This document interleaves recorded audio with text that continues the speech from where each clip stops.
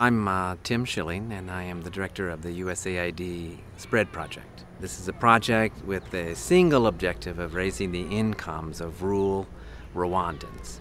And to do that, we have targeted the specialty coffee sector, because we know that with 500,000 coffee farmers in Rwanda and an average family size of 7, that anything that we could do to increase the price of coffee would actually affect the livelihoods of 1/2 of the population of Rwanda.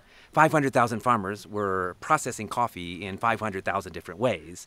The common denominator there is always going to be poor quality. The challenge was, well, gee, with so many different farmers, how are we going to organize it to produce a quality product?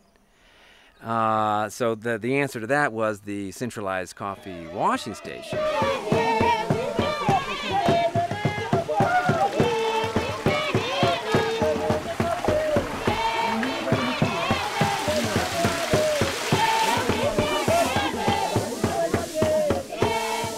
We are able to sort, select, and purchase only high-quality cherries. So we can see a good, ripe, turgid red cherry is a high-quality cherry, okay? So that's the big difference. That's why a washing station immediately raises the quality of the coffee coming from the fields. The downside of that is the fact that once you have just one center, that means all these farmers now have to travel into that center with their cherries rather than just taking them home. And that presents a problem, because sometimes the distance is between 5 and 12 kilometers. Well, 5 to 12 kilometers with a 30-kilo load of coffee cherries on the top of your head can take 5, 6, even up to 8 hours to make it in the coffee washing station.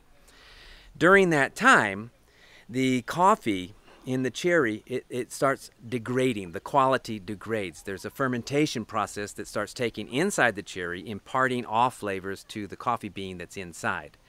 And that degrades the quality. Degrading the quality obviously degrades the price. So you lose value like that. That's always going to be a problem. You're gonna end up with a plateau if you can't solve that. So it all started when Tom Ritchie, one of the creators of the mountain bike, came here in 2006, I believe, and he saw these wooden bikes that a lot of people use to carry coffee here.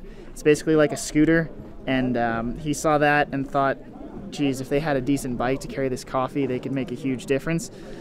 So he went back to the States. He's been building bike frames for 30 years and came up with this design, talked to Schwinn and Dahan, and got them to let us use both of their factories in China. A lot of help came from an NGO called Bikes to Rwanda, which was sponsored primarily by Stumptown Coffee in Portland.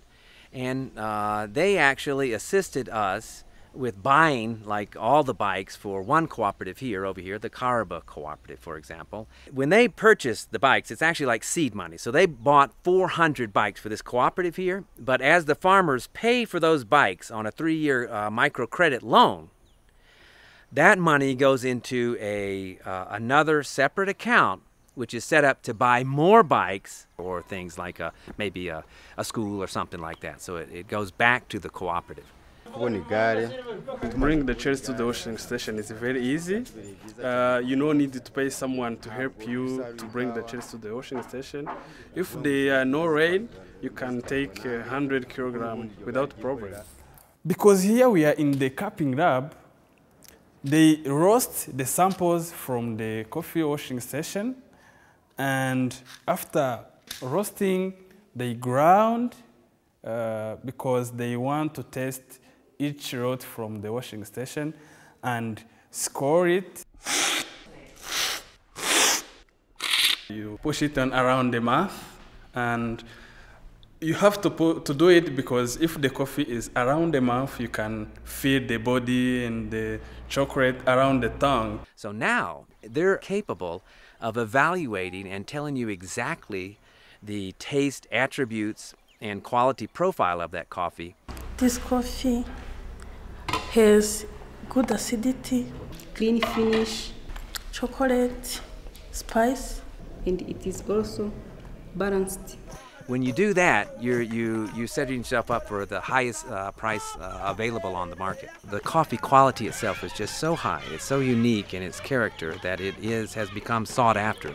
So as soon as we exposed it or unveiled the true quality of the coffee industry, the specialty coffee industry, picked it up immediately and started to source high quality coffees out of Rwanda.